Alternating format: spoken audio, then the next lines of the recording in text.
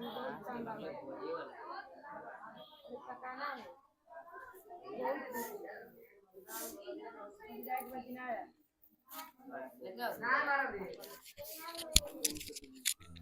जे ठीक हो गया बोला है। ये चप्पल हटा दो बच्चा, लड़का है चप्पल हटा उधर।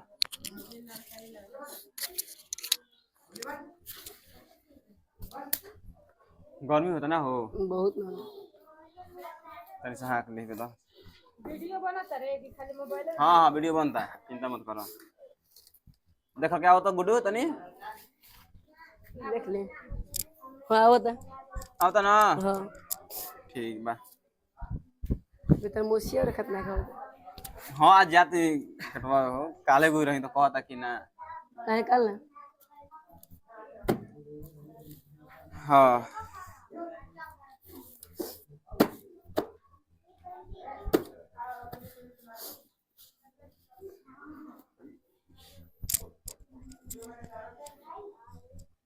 हेलो दोस्तों, आज हम लोग संस्कृत का वन शॉट करेंगे, मतलब कि एक ही वीडियो में पूरा चैप्टर का रिवीजन रहेगा और ऑब्जेक्टिव टाइप के क्यूज टाइप के डिस्कशन करेंगे हम लोग।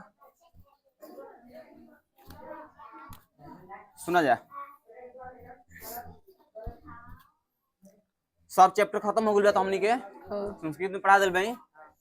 ठीक, पहला चैप्टर बताओ जो नाम का हो मंगला पाठ मंगलम ना। हाँ तो हमरा के बताइए जो तो जना कि मंगलम पाठ के लिखल बा महर्षि वेद व्यास महर्षि वेद व्यास वेद व्यास। ठीक, कोई दिक्कत ना ना, एकदम रैपिड फायर लेकर एकदम चल जाओ ठीक बा। हाली हाली क्वेश्चन है कि सब चैप्टर के कंप्लीट करे हमनी के।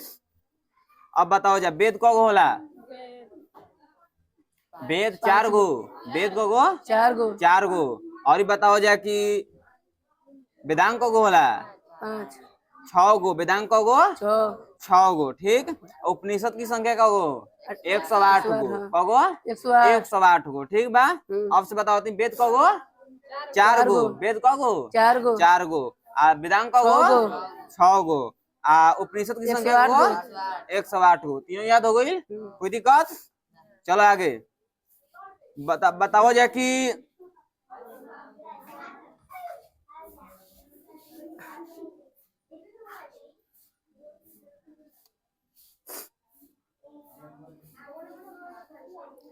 बताओ जा नदियां नाम और रूप छोड़कर किसमें मिलती है? समुद्र में समुद्र में। नदियां नाम और रूप छोड़कर किसमें मिलती है? समुद्र में समुद्र में। सत्य सत्य ही सबसे बड़ा क्या है? खजाना है। सत्य ही सबसे बड़ा क्या है? खजाना खजाना है। बताओ जा कि आगे क्वेश्चन बताइए जा परमात्मा की महिमा कहाँ गाई जाती है? सभी जगह गाई जाती है। ठीक बा, परमात्मा की महिमा कहाँ गाई जाती है? सभी जगह सभी जगह गाई जाती है। अब आगे बताइए सत्य में जयते किस उपनिषद से लिया गया है? मुंडक उपनिषद से ना। किस उपनिषद से? मुंडक उपनिषद। अब बताओ सत्य का मुंह किस पात्र से ढका है? जैसे पात्र से हिरणमय पात्र से। सत्य का मुंह किस पात्र से ढका है? हिरणमय पात्र से। ठीक बा, बताइए आगे बताइए जा सत्य धर्म की प्राप्ति के लिए, सत्य धर्म के प्राप्ति के लिए पात्र को हटा देना चाहिए। स्वर्णमय पात्र को क्या कर देना चाहिए? हटा देना चाहिए। आगे बताइए सत्य से किसका रास्ता प्रशस्त होता है? प्रशस्त होता है देवलोक का। सत्य से ही ना सत्य के मार्ग पर चलब तो देवलोक के रास्ता खुल जाये। ठीक बा, कोई दिक्कत देखे ना। आगे चला जा किसको बस में नहीं किया जा सकता है? आत्मा को। किसको बस में नहीं किया जा सकता है? आत्मा को। ठीक बा, आगे चलो। हमेशा किसकी जीत होती है? सत्य की। हमेशा किसकी जीत होती है? सत्य की। किसकी हार होती है? असत्य की। ठीक है, इसीलिए हरदम सत्य के साथ रहना चाहिए। ठीक, आगे बताइए जा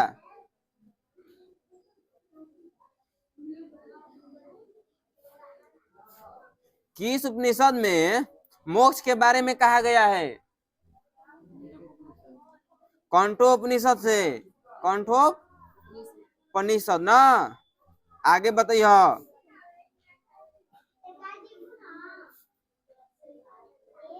सभी की तपस्या परमात्मा ही है। इसका मतलब सभी की तपस्या, मतलब कि तपस्या सभी क्या होता है? परमात्मा ही है। ठीक है, आगे चलो। परमात्मा की महिमा कहाँ पर गाई जाती है? सभी जगह। ये हो गया है। कौन सत्य है? सत्य कौन है बताओ तो? ईश्वर। ठीक बा। विद्वान शौक रहित होकर किसको देखता है? विद्वान शौक रहित होकर किसको देखता है? परमात्मा को। ठीक है। साधक अपनी साधना से किसको पार कर जाते हैं? मृत्यु को। ठीक है, किसको? मृत्यु को। साधक अपनी साधना से किसको पार कर जाते हैं? मृत्यु को। ठीक, कोई दिक्कत? आगे सुना। ईशावास्य उपनिषद में किसके बारे में चर्चा है? सत्य के बारे में। किसके में? सत्य के बारे में। आगे बताइए। सत्य का मुंह किस बात से ढका है? हाँ, सत्य का मुंह स्वर्ण में पात्र से ढका है। ठीक है। अच्छा बताओ, 2 नंबर में क्वेश्चन कह देगा कि मंगलम पाठ के अनुसार, ठीक बा, सत्य का मुंह किस पात्र से ढका है? तो क्या बताओगे? मंगलम पाठ के अनुसार सत्य का मुंह हिरणमय एवं या स्वर्णमय पात्र से ढका है। ठीक है, आगे बताना। ऑप्शन वाला भी करवा दूं का? संस्कृत का? रुक जाओ, 2 नंबर वाला थोड़ा सा देख लेता हूँ।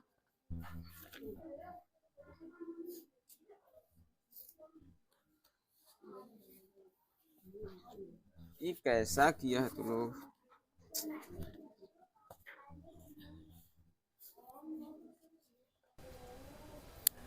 मराएगा ना, ऐसा कोई किताब करता है? बताओ तो। कही कि मंगलम पाठ के आधार पर आत्मा की विशेषता बतलाए। कैसे बता बजा? आत्मा की विशेषता कोई? आत्मा न ठोस द्रव्य गैस है।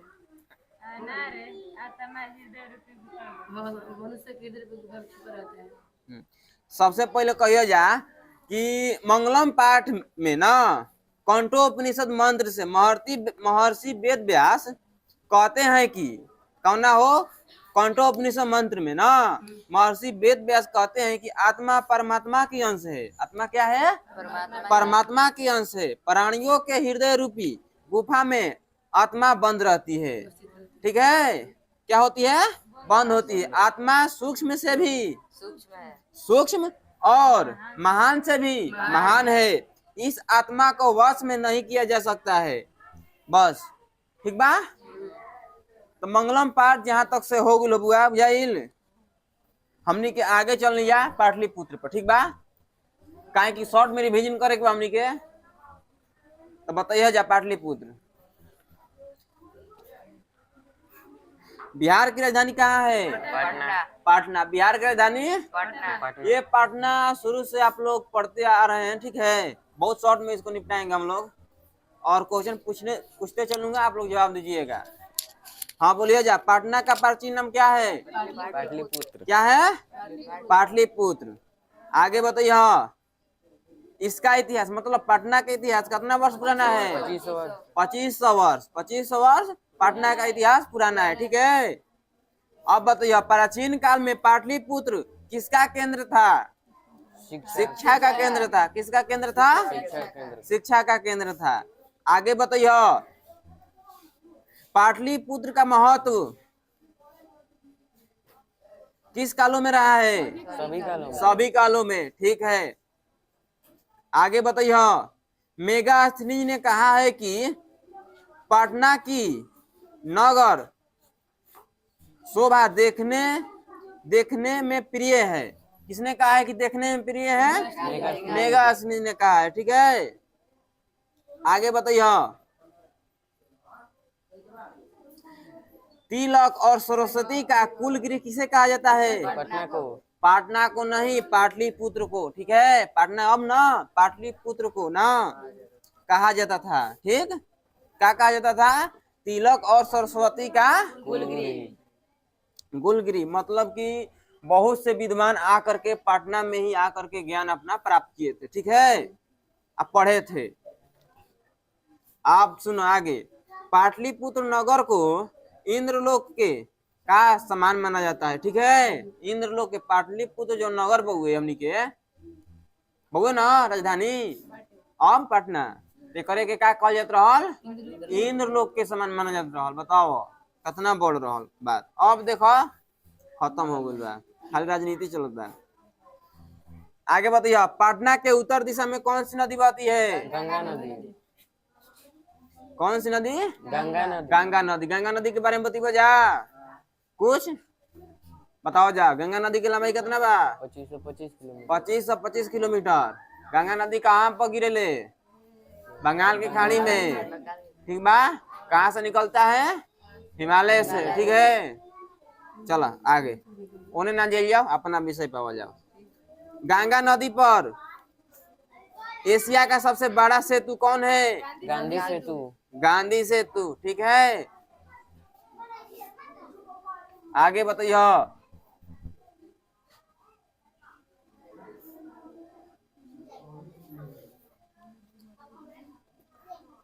अब किन जाएगा बाहो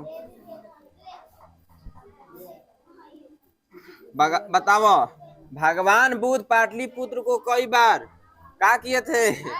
आए थे। माने भगवान बुद्ध कई बार पटना आए थे। ठीक है, पटना ना पाटलिपुत्र। आगे बताइए,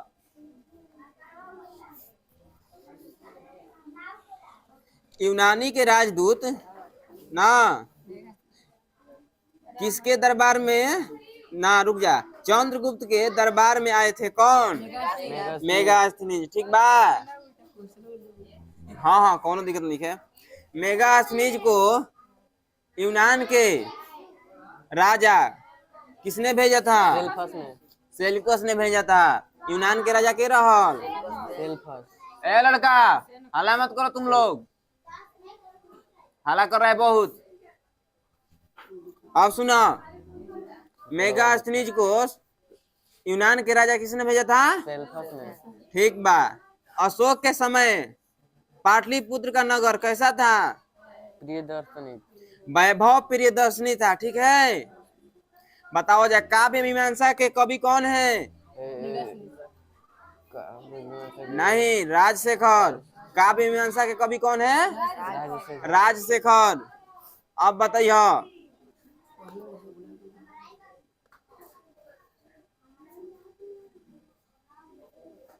पटना शब्द किससे बना है? पतन से। ठीक बा, किसे? पतन से। बताओ, मध्य काल में पटना लगभग